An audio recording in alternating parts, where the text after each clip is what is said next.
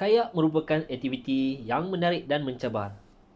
Aktiviti ini dapat menambahkan kekuatan mental serta menikmati keindahan alam. Terdapat perbezaan antara berkayak di laut dan di sungai. Hari ini saya akan kongsikan 8 perkara yang mesti dibawa ketika anda berkayak di laut. Nombor 1 adalah kayak. Kayak yang digunakan di laut biasanya lebih panjang dan tirus, manakala material kayak adalah dibuat daripada plastik. Ini bagi memudahkan supaya kayak boleh pergi lebih jauh dan pantas apabila dikayuh. Kedua adalah pendayung. Pendayung berperanan sebagai enjin untuk menggerakkan kayak. Pendayung juga berperanan sebagai maneuver untuk menggerakkan kayak bergerak ke kanan, ke kiri, ke hadapan dan ke belakang. Pendayung juga berperanan sebagai brake untuk memberhentikan kayak apabila dia sedang bergerak. Yang ketiga adalah botol air. Pastikan air sentiasa dibawa.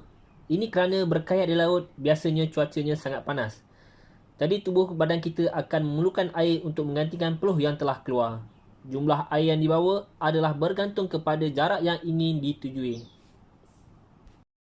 Whistle adalah salah satu peralatan penting yang harus dibawa ketika berkayak di laut. Ini kerana keadaan di laut biasanya berangin dan suara kita tidak akan dapat didengari dengan jelas. Whistle boleh memberi isyarat kecemasan kepada rakan-rakan, contohnya jika kayak kita telah terbalik dan apa-apa kecemasan yang lain. Pam air berfungsi untuk membuang air yang telah memasuki kayak.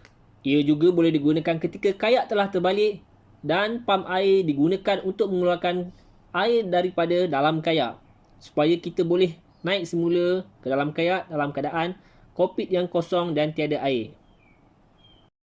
Dry bag amat penting untuk menyimpan barang-barang yang berharga. Contoh seperti beg duit, telefon, pakaian, makanan dan lain-lain lagi. Dry bag berfungsi untuk melindungi barang-barang yang penting daripada terkena air ketika berkayak. Seperti kita tahu, telefon amat penting ketika kecemasan. Pakaian pula penting jika ingin menukar pakaian yang basah kepada pakaian yang kering. Tow rope berfungsi sebagai tali keselamatan ketika berkayak. Ia juga berfungsi untuk menarik rakan kita yang lemah ketika berkayak. Tali tow rope juga akan digunakan jika berlaku kecemasan di laut. Biasanya, tali tow rope akan dipasang di badan sebelum memulakan aktiviti berkayak. Yang terakhir adalah jaket keselamatan. Jaket keselamatan amat penting untuk keselamatan kita ketika aktiviti berkayak. Ia penting untuk memastikan kita sentiasa terapung jika kayak telah terbalik dilanda ombak. Saiz jaket keselamatan adalah berbeza.